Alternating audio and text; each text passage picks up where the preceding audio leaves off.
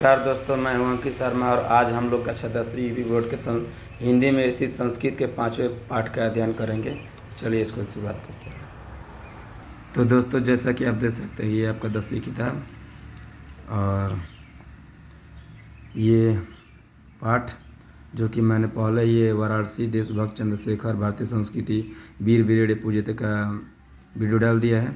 और आज हम लोग पंचम पाठ अरुणी श्वेतकेतु संवाद पढ़ेंगे।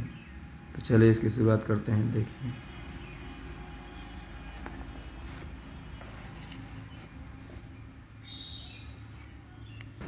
तो बच्चों, ये जैसा कि इसका नाम है अरुणी श्वेतकेतु संवाद, अर्थात अरुणी और श्वेतकेतु के बीच जो संवाद होता है, जो बातचीत, उसी के बारे में है।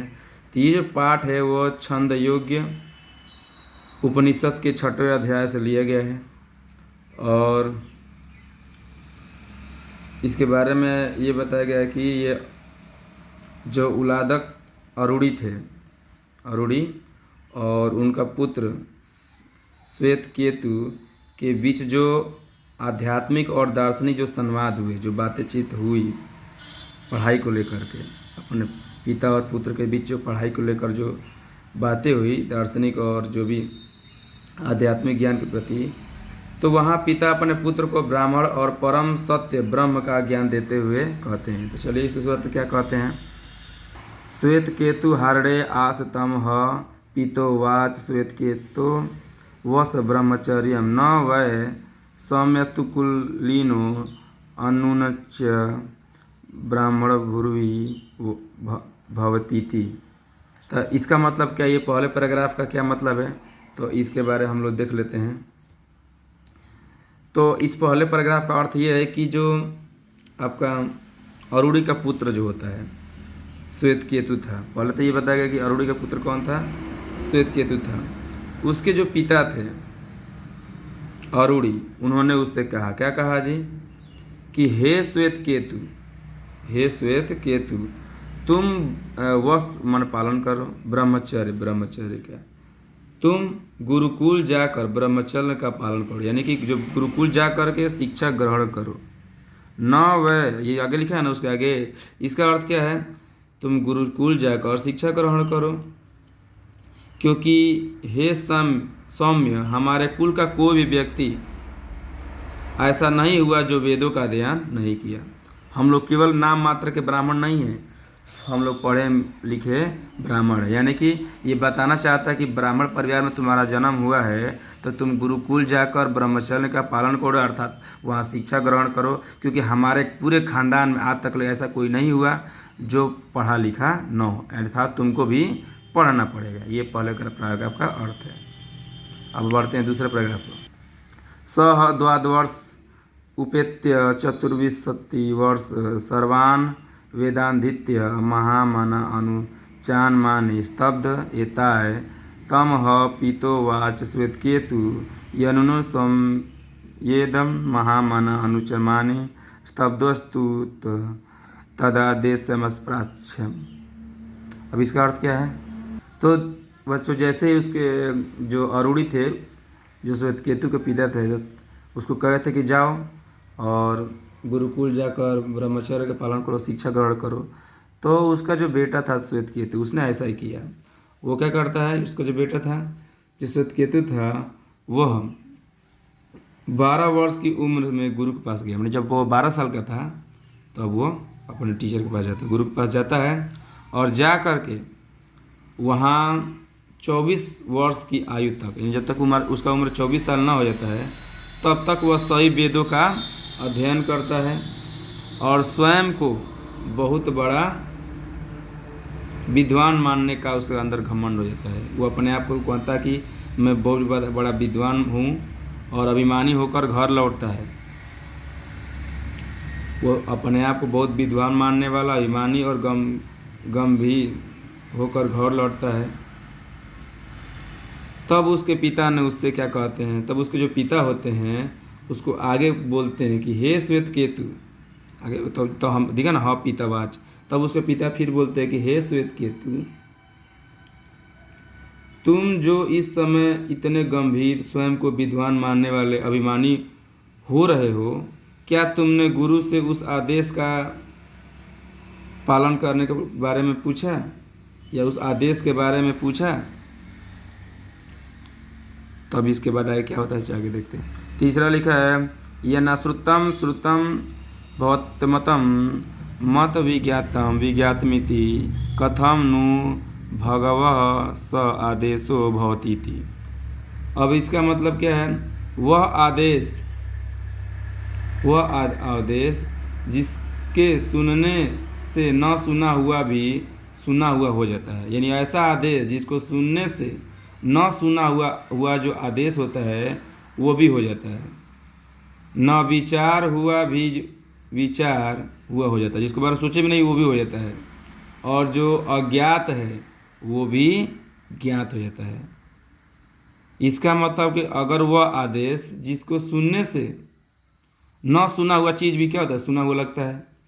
जिसके भी ठीक है न विचार हुआ भी, जिसके बारे में सोचा भी नहीं गया होगा वो भी सोचा हुआ लगता है। और जो पता नहीं रहता, जो अज्ञात रहता है वो भी ज्ञात हो जाता है।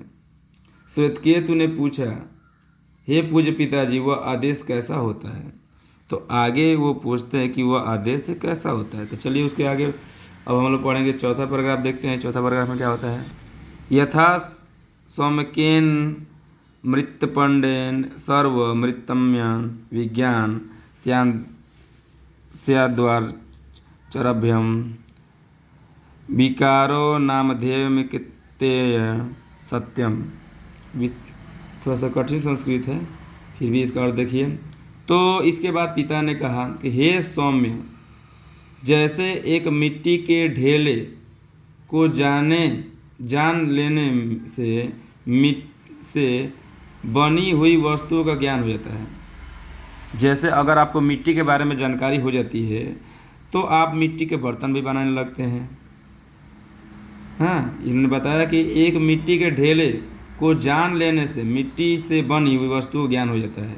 उन्होंने यही बताया कि अगर आप मिट्टी के ढेले को समझ जाएंगे, उसके मिट्टी के समझ जाएंगे तो उससे बने वस्तुओं को भी समझ जाएंगे।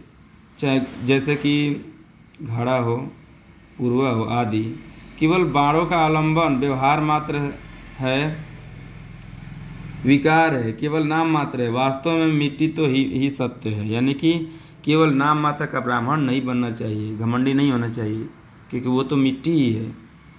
यानी कि आप कितना भी ज्ञान ग्रहण कर ले, आप तो वही इंसान ही रहेंगे, भगवान तो बनेंगे नहीं।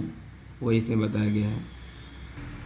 पांचवा, यथा शौक्यन लोहमणि लौह सर्वम लोहमयम विज्ञातम स्याद्वाचरभ्यम चरणम विकारो नामधेय लौहमित्येव सत्यम।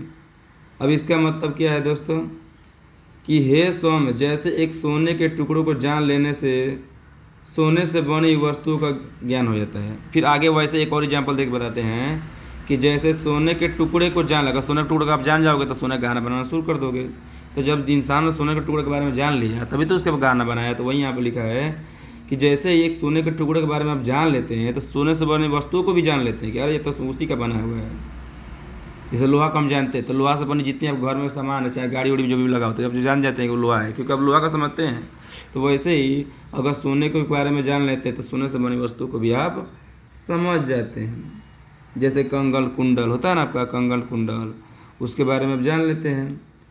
विकार तो केवल वाणी के व्यवहार और नाम मात्र है। यानी कि जो आप बोलते हैं, विकार करते हैं, वो केवल नाम मात्र है, वास्तव में सोना ही सत्य है।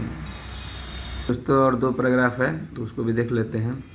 6वां, यथा शौक्येन नख निविक्तनेन सर्वकर्षणार्यसं विज्ञातम श्राद्धाश्चर्यभयं विकारो नामधेयं कृष्णया समित्ते सत्यम सोभ्यस आदेशो भवतीति।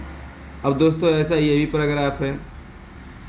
हे सौम्य, फिर आगे बताते हे सौम्य, पिता फिर बोलते हैं पुत्र से, जैसे एक लोहे के नहनी का मतलब नाखून काटने वाला, जैसे कि लोहा का नाखून काटने वाला होता है ना, औजार को जान लेने से लोहे की बनी वस्तुओं का भी ज्ञान हो जाता है। आप जानते हैं कि लोहे की बनी वस्तुएं नौकटनी आपका क्या होता है, लोहे से बनी वस्तु है, तो आप कोई वो लोहे की वस्तु है तो उसको आप जान लेते हैं। उनके अलग अलग रूप से नाम होते हैं, केवल वाणी का व्यवहार मात्र है, केवल बोलने का है, वस्तु वही है, आप अलग अलग भाषा में उसका नाम अलग लेते हैं, वास्तव में लोहा होता है। जैसे आप कोई भी चीज़ ले, किताबें आई, अब यहाँ पर हिंदी में किताब बोल रहे हैं, चाइना में कुछ और भाषा होगा, कोई कोई भाषा बोल लेने से वो बदलता नहीं है, कॉपी कॉपी ही रहेगा, चाहे जो भी चीज़ है वो वही रहेगा, आप कोई भाषा में क्यों ना है उसका प्रयोग कर लें, लेकिन वो वही होता है। तो वास्तव में वह परमात्मा परमात्मा का ज्ञान होता है, वो आदेश जो हर तरीके से आप क्या होता है, वो सत्य होता है, उसको भूलना नहीं चाहिए, कितना भी उसको बेकार करने के। तो एक इस प्रकार एक पिता जो अपने पुत्र को सत्य का ज्ञान प्राप्त कराता है कि आप भले ही कितना शिक्षा ग्रहण कर लिए हो, लेकिन वास्तविकता में सत्य को ही जानना सही रहता है। बच्चों, और आखिरी पैराग्राफ, न नूनम भगवतन्तस्य एतदर्वे दिरुष्यधे तव वेदस्य कथम ने से में नवक्ष्यन्ति भगवत स्वत्वेव में तो ब्रुवीति यथा स्वमेति होवाच। अब इसका अर्थ क्या है दोस्तों, कि फिर अब जाके इतना बोलने के बाद, उसके पिता के इतना बोलने के बाद, अब जाके जो उसका बेटा है श्वेतकेतु ने कहा कि निश्चय ही वे पूज्य गुरुजन इस बात को नहीं जानते। वो बताता है कि निश्चय जो पूज्य गुरुजन हैं वो इस बात को नहीं जानते। यदि वे इसे जानते तो मुझे क्यों नहीं बताते। यानी कि बेटे को लगता है कि जो मैं स्कूल में जो शिक्षा ग्रहण कर लिया हूँ, वो पापा के बाद से, पापा के जो इनके पिता जो आरूढ़ी थे वो बातें बताए, तो वो गुरु ने नहीं बताया, निश्चय ही नहीं बताया। इसलिए वे पूज्य पिताजी हैं, उन्हें बताते हैं कि यदि वे जानते तो मुझे बताते।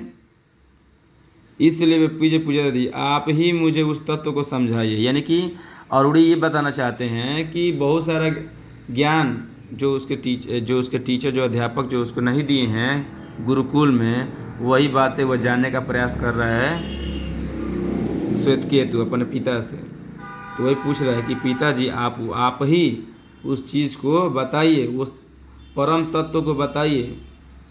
तो उसके बाद बोलते हैं कि हाँ पिताजी जरूरी थे, वो कहा था ठीक है हे सौम्य आप सुनिए। तो दोस्तों यहीं पे वो चैप्टर क्या होती है, ख़त्म हो जाती है। उम्मीद है आपको ये समझ में आया होगा चैप्टर।